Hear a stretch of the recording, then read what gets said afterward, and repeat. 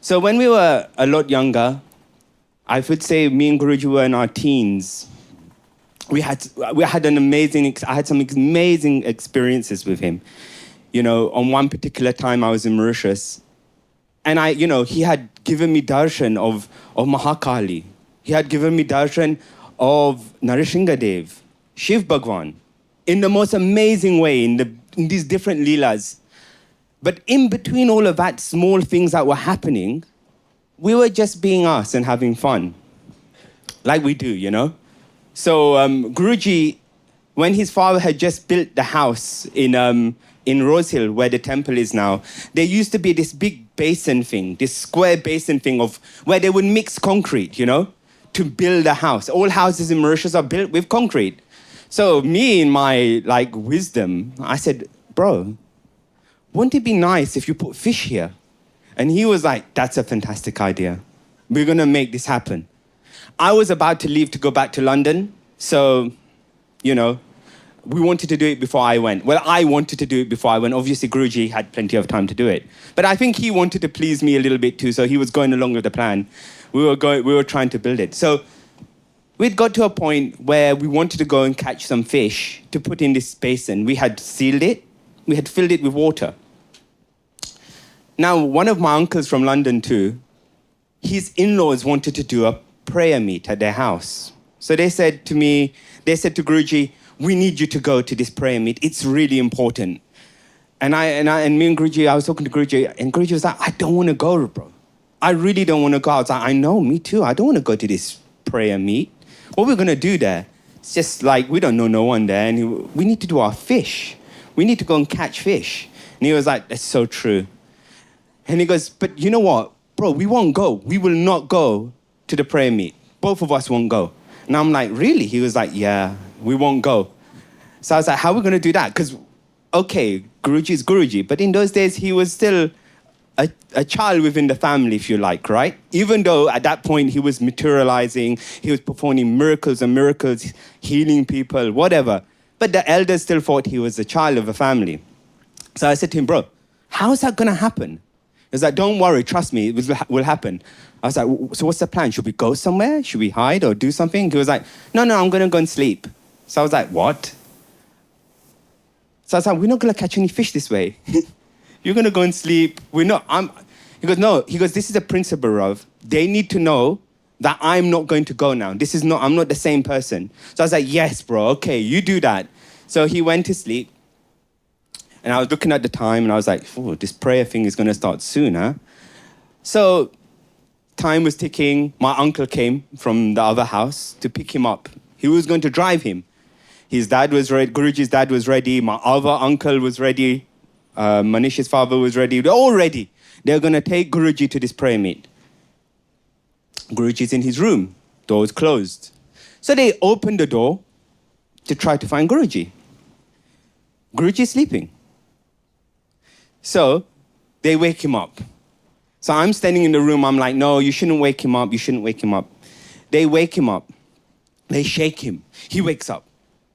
And he looks at them. And I looked at him and I was like, that's not Guruji. That's not him. And there's this person who, there was Guruji, but there was someone else there. It wasn't Guruji. It's like he was not there. But somebody else was there in his place. He had sent someone to be him while he had gone somewhere. Now this person was like, and I shouted, that's not Guruji. That's not my bro. And they pulled me out of the room and took me away like I was crazy. So, but then they said, okay, help him get ready. So they brought me back. We got ready. I was talking to this person. He said, yes, your brother has gone. He'll come back soon. I have to go to this prayer meet. And I'm like, okay. Yeah, I went along with it. I was like, bro, okay, I don't know. I was a kid, I was still young and stupid and naive. I was just going along with him. Anyway, so then we went outside before they left. And he looked around at the temple and the place. He goes, this is very new. All of this is very new to me. I was like, bro, we were here earlier on. I mean, you can tell me the truth. He was like, but this person was like, no, this is new to me. He was banging the pillar on the temple, looking at it, thinking, wow, what is this? And I said, this is concrete, it's a pillar. And he said, no, this is all light. You just can't see it. And I'm like, right, okay. And then, so time to go to the budget. I was still saying, you shouldn't take him. And they said, right, you're not going. You are not going. You stay here. I was like, okay, I've got out of this. And they took Guruji to this bhajan. And he went there, he performed, he clapped. And then he said to my uncle, because my uncle said to me, he found this very weird afterwards. He said to my uncle, you better take me back because your nephew wants to come home. You take me back now. So my uncle at that point thought, okay, this is real. So he put him in the car, they drove him back. And he opened the door. I opened the door because I was waiting for them to come back. So I opened the door, he came out the car, and he said to me, you know what, Ravi? You are so lucky. All of you here are so lucky. We're all waiting over there for him, but you have him. You are so lucky. I didn't know what he was talking about. I mean, I was just like, okay, yeah, great. We're all lucky. Hey. Now I think about it. Now I realize how lucky we all are. How in all of the worlds, whether it's this one or beyond this, everyone is waiting for his grace. Yet he is sitting here giving us his grace in the most humblest way, giving us all darshan, giving us a glimpse of him, while everywhere around the universe, they're all waiting for him. The same thing, when I had darshan of Shiva, he said the same thing to me. I didn't understand at the time. One thing I will say, Guruji came back afterwards to the room. I ran in, I said, bro. And then he was normal. He was like, yeah, bro, I went somewhere. I went on a pilgrimage. I'm like, where did you go? He opened his hand. He had the murti materialized in his hand. He goes, I bought this murti somewhere. I was like, wow. I said, do you bring me anything? He said, yeah. And he took his hand in his pocket and he goes, here. And there were some sweets. And we had some sweets and he shared it with me. And that was the story. Now sitting here before they asked me to talk, I just smiled to myself and I realized that's how lucky we are. Because he's here giving us grace.